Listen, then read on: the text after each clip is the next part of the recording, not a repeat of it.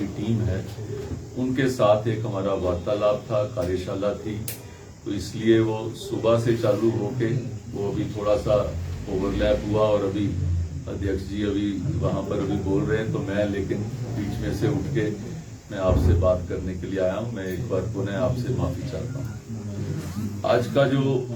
आज की जो प्रेस वार्ता है, इसको मुख्य तौर के ऊपर देश के अंदर जिस तरीके से जो तुष्टीकरण की राजनीति को आगे बढ़ाते हुए जो जातीय जनगणना जिसका कार्य बिहार सरकार ने शुरू किया, मैं उस विषय के ऊपर आपसे कुछ बातें करना चाहता हूं। आपने इसके बारे में आपकी जानकारी काफी होगी। ये देश के अंदर पहली बार ऐसा हुआ किसी राज्य ने इस कार्य को करने के लिए ये पूरी जनगणना करी। जातिगत जनगणना आज से पहले हमारे देश के अंदर नहीं होती थी, लेकिन इसको वहां किया गया। उसका क्या कारण है, उसके क्या तथ्य हैं, उसकी आउटकम क्या है और उससे वो क्या पाना चाहते हैं, ये 4 विषयों के ऊपर अगर हम सब लोग विचार करते हैं तो ये मुझे लगता है कि अपने देश के साथ एक ध्रोह करने वाली बात है। अपने देश की एक जो बुनियादी जो इकट्ठता हमारी जो थी उसको चैलेंज करने वाली बात है। जिस तरीके से अंग्रेजों ने एक जो है आपस में डिवाइड एंड रूल का जो काम करते थे, तो ये एक जो नीतीश जी की सरकार ने ये कार्य करने का प्रयास किया है और उससे भी आगे बढ़ के जो कांग्रेस पार्टी और उनके सब घटक जो है इस चीज को उसमें वाहवाही लूटने के लिए, और जो दूसरे राज्य जहां पर उनकी सरकार है वहां पर भी वो ऐसा कार्य करेंगे। इस तरीके की घोषणाओं से पूरा देश के अंदर एक ये जातिगत राजनीति को बढ़ाने का ये कारण क्या है, इसके लिए अगर आप थोड़ा सा इसके अंदर स्टडी करने का प्रयास करेंगे, आप पाएंगे कि जब आजादी से पहले ऐसा क्या होता था कि कहीं अंग्रेज जो है वो 2 भागों के लोगों को आपस में लड़ाते थे और अपना राज स्थापित करने का प्रयास करते थे। और मुझे लगता है कि यही एक तरीका ये कांग्रेस और उनके बाकी घटक इसको इस्तेमाल करने का प्रयास कर रहे हैं। बहुसंख्यक वर्ग को उसको डिवाइड करने का प्रयास जो है वो किया जा रहा है। उसके साथ मिलता क्या है, आप देखें कि जो इस जनगणना से अब हर राज्य के अंदर ऐसी जनगणना होगी और उसके साथ जुड़ी हुई कितनी विषमताएं जो सामने आएंगी। लेकिन इसके विपरीत अगर आप देखें, मोदी जी की सरकार ने अगर कार्य किया तो वो कार्य अगर सड़क दी तो सड़क ये नहीं देखती है कि सड़क किस वर्ग को दी जा रही है, सड़क किस समुदाय को दी जा रही है, सड़क कौन से क्षेत्र में जा रही है।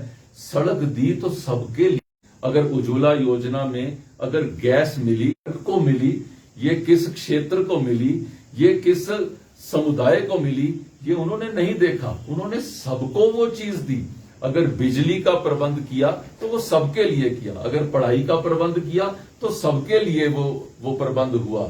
अगर किसी भी व्यवस्था के अंदर आप देखेंगे, चाहे वो किसानों के लिए व्यवस्था है, चाहे वो जो अन्य जो है योजना है, ये देखती नहीं है कि ये व्यक्ति किस वर्ग का है, वो सबके लिए दिया जाता है। लेकिन अब इन्होंने जिस तरीके से ऐसी योजना बनाकर ये किया है, मुझे लगता है कि ये बड़ा संदेहास्पद में आता है और कांग्रेस पार्टी उसको सपोर्ट कर रही है, जो मुझे लगता है कि एक हमारे देश का जो एक बेसिक फैब्रिक है ये उसको क्वेश्चन करने का प्रयास किया जा रहा है। चाहे वो चंबा वाला विषय लें, चाहे हम हमीरपुर का विषय लें, और चाहे ओवरऑल सारे यहाँ पे राज्य का विषय लें, आज हम चारों तरफ ऐसा महसूस कर रहे हैं कि आम जन भी जो इस सुक्खू जी के राजपाट के अंदर अपने आप को महफूज नहीं समझ रहा, जो सुरक्षित नहीं समझ रहा है। आज लॉ एंड ऑर्डर की स्थिति जो है इस पूरे राज्य के अंदर जो ऐसे लेवल पे चली गई है कि अगर उसको देखा जाए तो ये एक बहुत ही निम्न स्थिति पर है हिमाचल के व्यक्ति। कई लोग इसको क्वेश्चन करते हैं, कई लोग ऐसा कोई बच्चा घर से बाहर जाता है तो उसको फोन करके पूछते हैं, उसके हालात जानने का प्रयास करते हैं, इस समय कहां पर है। तो इस तरीके से अगर देखा जाए मुझे लगता है कि ये सरकार जो है वो जिन चीजों का वायदा करके यहां पर पहुंची थी वो वायदे तो क्या पूरे करने थे, जो बेसिक चीजें थी। आज कर्मचारी वो उबाल पे हैं, आज आप शिक्षक देखें तो वो उबाल पे हैं, लॉ एंड ऑर्डर देखें तो आम आदमी जो उसमें तरस रहा है, और जो प्रोमिसेस किए थे वो कहते हैं सुभान अल्लाह, उसके ऊपर तो क्या क्या काम हुआ है वो आपके सबके सामने है।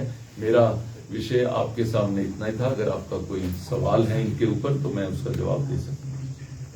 सर, जबकि भी कांग्रेस की भी दिल्ली में सीडब्ल्यूसी की मीटिंग थी, उसमें जातिगत जनगणना को लेकर ही ये प्रस्ताव पारित हुआ कि जहां जहां कांग्रेस की सरकारें हैं वहां इस जनगणना को हम करेंगे। हिमाचल में भी कांग्रेस की सरकार है।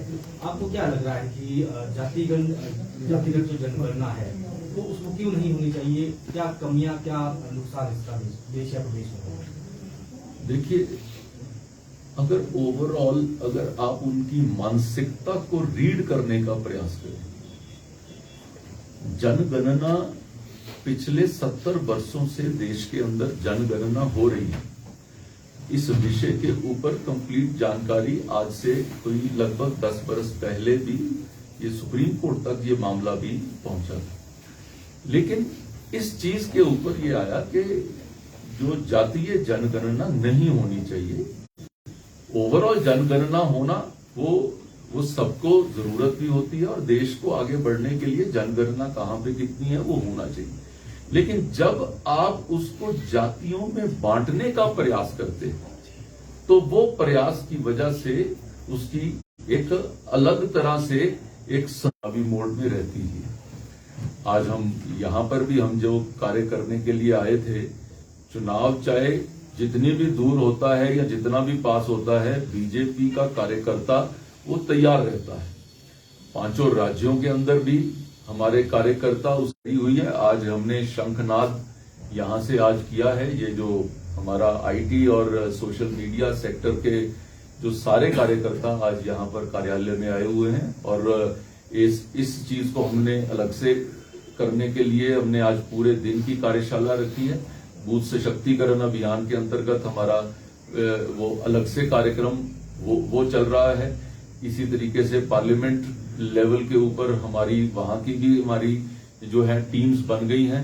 तो इसलिए मैं ये आपको कह सकता हूं कि हिमाचल प्रदेश की 4 लोकसभा सीटें भारतीय जनता पार्टी जीतने की तरफ आगे बढ़ रही है, और हमारी तैयारी पुरजोर से चल रही है।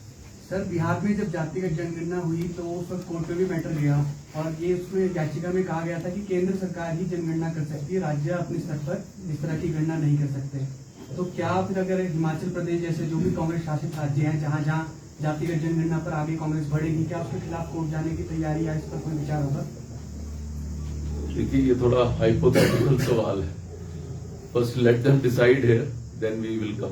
उनका तो प्रस्ताव पारित हो गया, तो उनका प्रस्ताव हुआ है। इधर यहाँ पे जैसे हिमाचल का आते हैं तो उसके ऊपर जो है वो अलग अलग स्टेट्स के अंदर जहां जहां जाना है, जो उसके लिए जो हमें करना है वो तो जरूर करेंगे ही करेंगे। लेकिन उनको पहले इसका डिक्लेयर करते हैं स्टेट के रूप में, सरकार के रूप में। जब वो डिक्लेयर करते हैं, जब उसकी नोटिफिकेशन होती है, तो तब उसका जो लीगल साइड पे क्या प्रावधान लिए जा सकते हैं उसकी बारी तब आती है।